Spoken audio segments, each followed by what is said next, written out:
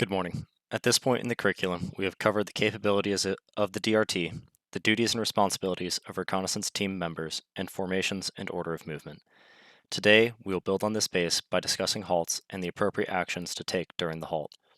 After today's lesson, you'll have the knowledge of how to move as a member of your team, perform deliberate halts while maintaining security, and move from halts back into a moving formation.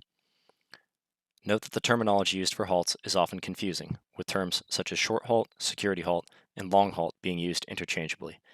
In order to avoid confusion, our unit will use the following terminology. A short halt is a halt, not longer than 5 minutes, that the team takes to briefly rest or send reports. A long halt is a halt that is longer than 5 minutes that the team takes in order to facilitate more complex actions. There are two halt formations that we utilize in C Troop, the security halt and the zipper halt. A security halt is a halt of any duration that the team takes to perform actions that require security. For example, prolonged map checks, refilling camelbacks from canteens, or preparing for further actions such as a leader's reconnaissance. It provides the best 360-degree security, provides a protected space in the center for MWE and other actions, and has increased survivability against hand grenades due to the spacing between soldiers. However, it requires at least 7 soldiers to be done properly, is slower to occupy, and has a larger, more detectable footprint than the zipper halt. The zipper halt is easy to occupy, has good flank security, is a quiet, low signature halt, and can be conducted with less than 7 soldiers. However, it is vulnerable to grenades, has limited protection of leaders, and has limited protection for soldiers conducting MWE. The zipper halt is more suited for short halts. However, there are some caveats to this rule. If the team has fewer than 7 members, due to manning, attrition, or mission requirements, a security halt is not feasible. Instead, a zipper halt will work better with reduced manpower. If the team has more than 8 members, a zipper halt is less desirable, and a security halt is more appropriate. To decide which halt to employ, the team leader considers the size of his element. As stated earlier, formations with fewer than 7 soldiers will use the file. Formations with more than 8 soldiers will use the security halt. If the team has 7 or 8 members, both formations are an option. If the team has been moving in team column, then a security halt will be a natural transition. If the team has been moving in a file, then the zipper halt is a natural transition. The team leader will also adjust his formation based on the terrain, likelihood of enemy contact, engagement criteria, and tempo. The latter two are part of the commander's reconnaissance guidance. There are 3 postures that soldiers will adopt while taking a halt. The short halt posture, in which the soldier is on a knee behind cover with his rucksack on. The long halt posture, in which a soldier is in the prone, rucksack behind him, ruck frame on the ground, cat eyes facing inwards, and the zipper long halt posture, in which the ruck is worn on the shoulders of the soldier is sitting on the ground, weapon at the low ready, pulling security. Additionally, and crucially, there are actions that individual soldiers must take at all halts to ensure security for the unit. Individual soldier discipline is the most important factor in ensuring that the basics of movement and halts are done effectively. In the case of all halts, the individual soldier does the following without leader prompting. He moves to as much of a covered and concealed position as available, visually inspects and clears his immediate surroundings, establishes a sector of fire for his assigned weapon, determines his observation and field of fire, he identifies dead space in his field of fire, identifies obstacles and determines enemy avenues of approach, identifies the dominant ground in his immediate surroundings, and coordinates his actions with the soldiers on his left and right. These actions can be found in ATP 3-21.8 in Table 5-3 on page 5-46. We will utilize 2 boards today, of which this is the first. We will begin with the team security halt because it is the most traditional and will be familiar to all soldiers regardless of MOS. It is also very similar to the security halt used in U.S. Army Ranger School and by line infantry units. To occupy a security halt, the team leader gives the halt handed arm signal to the saw gunner, in which he raises his non-firing hand, fingers extended and joined. The saw gunner will relay this to the SSO. They both echo the signal, which then travels down the team to the last member.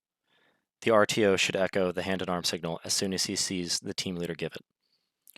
All team members take a knee behind cover and concealment.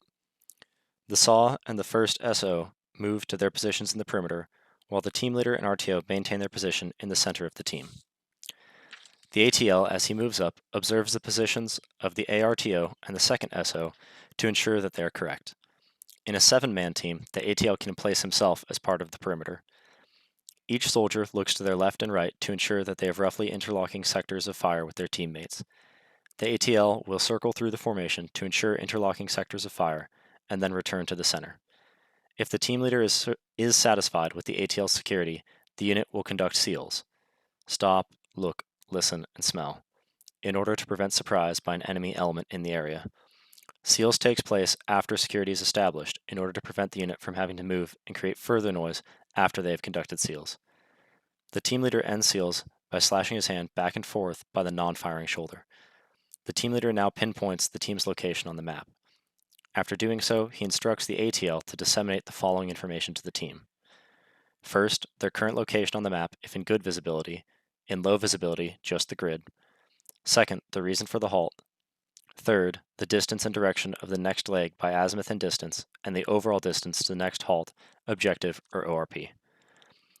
This can be as simple as saying, we are at this location on the map. The grid is Echo Juliet 76549367. We are stopping to conduct MWE and a leader's recon of the ORP. The ORP is 400 meters at a 65-degree magnetic azimuth. The objective is 800 meters to our northeast. It is critical to soldier motivation and ownership of the mission to continuously disseminate information. If the team leader deems that the halt will last longer than 5 minutes, he directs the ATL to place soldiers in the long halt position. The long halt position is designed to reduce soldier silhouette and deload the soldier's body for the duration of the halt. It is important both for long-term soldier health and short-term endurance to not place soldiers on a knee for prolonged periods of time. The ATL will assist the soldier in unslinging their rucksack and will place it ruck frame down, cat eyes towards the center, on the soldier's non-firing side. This allows quick access to the rucksack should the team need to break contact. Once the team is in the long halt posture, the team leader will spot check security to ensure interlocking sectors and that information dissemination was effective. If not, he either corrects the deficiency himself or gives the ATL specific instructions on the necessary correction. The team leader then returns to the center and conducts all necessary actions to continue the mission. The ATL continues to troop the line as necessary to ensure that soldiers are awake and monitoring their sectors. To move out of the long halt posture, the ATL assists soldiers in rucking back up while maintaining security. If time is critical, soldiers sling their own rucksacks and move out. We'll now cover the zipper halt. The zipper halt is the simplest halt that the team can do, and is a natural transition from the file. The team's order remains unchanged. To enter a zipper halt, the team leader whispers zipper to the saw and raises his hand in the same halt signal as given in the security halt, but follows it by motioning up and down at his collar, as if zipping and unzipping a jacket. The saw echoes this command to the SSO, while the team leader ensures that the RTO sees the command and is passing it down the file. The SSO can initiate the zipper halt by simply taking a knee. As soon as the SSO stops moving, the team leader will designate which direction the saw should face, whether to the 9 o'clock or 3 o'clock, that is, right or left. The team leader then faces the opposite direction, the RTO the opposite direction of the team leader, etc. Each member of the team faces the opposite direction of the man ahead of them. They seek cover and concealment as possible and remain in the short halt posture. This is considered initial security. The team now conducts SEALs using the same hand and arm signals as briefed earlier.